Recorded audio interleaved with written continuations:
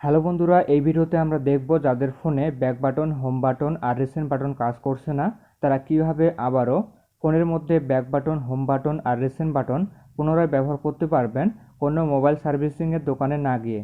আজকে হঠাৎ করে আমার ফোনের এই বাটনগুলো কাজ করছিল না। ফেসবুক অ্যাপে ছিলাম, অ্যাপ থেকে যখন বের হব তখন ব্যাক হচ্ছিল না। তারপর ফোনটা অফ করে আবার অন করতে হয়েছিল।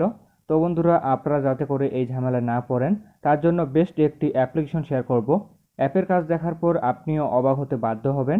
অ্যাপ্লিকেশনটি গুগল প্লে স্টোরে পেয়ে যাবেন। আমি আমার ফোন থেকে গুগল প্লে স্টোর ওপেন করলাম।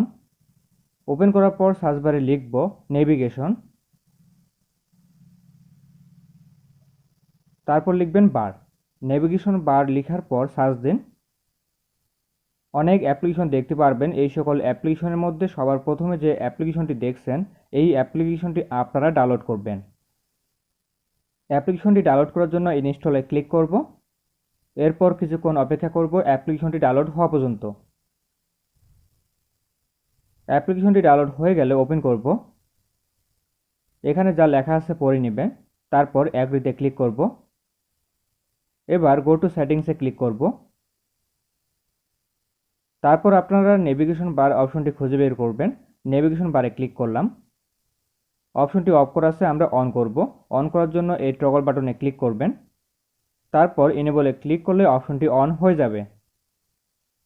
নিচের দিকে দেখুন নেভিগেশন বার শো হচ্ছে, আমরা ওকেতে ক্লিক করব।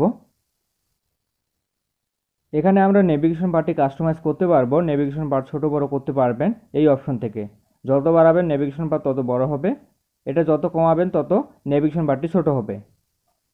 এখানে হোম বাটন থেকে রিসেন্ট বাটন আর ব্যাক বাটন বেশ দূরে আছে। যদি এটা কমান তাহলে রিসেন্ট বাটন আর ব্যাক বাটন হোম বাটনের কাছে চলে আসবে, আর বাড়ালে দূরে সরে যাবে। একটু নিচের দিকে আসি। এই অপশনটি কাজ হলো ব্যাক বাটন ডান পাশে থাকবে না বাম পাশে থাকবে।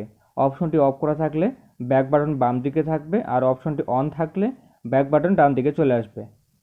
ভাইব্রেট অন টাচ অপশনটি অন করতে পারেন, এতে করে back button, home button, recent বাটনে টাচ করলে একটু সাউন্ড হবে। এটা অন বা অফ রাখা আপনার ব্যাপার। সবশেষে যে কাজটি করতে পারেন, এই যে নেভিগেশন বারের বাটনগুলো এগুলোর স্টাইল পরিবর্তন করতে পারবেন। এই জন্য থিমে ক্লিক করব। অ্যাডস আসলে অ্যাডসটি কেটে দিব।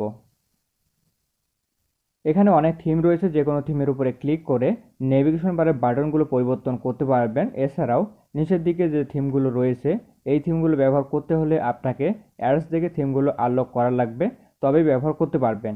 আপাতত যেটা আছে এটাই আমার কাছে বেশ লেগেছে। আমি এখন আপনাদেরকে এখান থেকে বের করে দেখাচ্ছি। ব্যাক বাটনে ক্লিক করলাম, আবারও ব্যাক বাটনে ক্লিক করলাম। দেখলেন কত ইজিলি বের হতে পারছে। এবার হোম বাটনে ক্লিক করি। এক ক্লিকে হোম স্ক্রিনে চলে এসেছি। এখন রিসেন্ট বাটনে ক্লিক করলাম। দেখতেই পাচ্ছেন কত সুন্দরভাবে নেভিগেশন বার ব্যবহার করতে পারছে আমাদের ফোনে। আমার ফোনটি বেশ পুরনো, 2018 সালে নতুন নিয়েছিলাম। ফোনের মডেল হচ্ছে ওপো A71। এই ফোনের স্ক্রিনের উপর এরকম নেভিগেশন বার অন করার মতো ডিফল্ট কোনো অপশন নেই, তাই ছোট্ট একটি অ্যাপের সাহায্যে আমরা নেভিগেশন বার পুনরায় ব্যবহার করতে পারছি। ভিডিওটি দেখার পর উপকৃত হয়ে থাকলে ভিডিওটি শেয়ার করতে ভুলবেন না। ভিডিওটি ভালো লাগলে ভিডিওতে করুন একটি লাইক, আর চ্যানেলে নতুন হয়ে থাকলে চ্যানেলটি সাবস্ক্রাইব করে পাশের ঘন্টাটি বাজিয়ে দিন। এতে করে আমাদের চ্যানেলে নতুন কোনো ভিডিও আপলোড হওয়ার সাথে সাথেই আপনার কাছে পৌঁছে যাবে।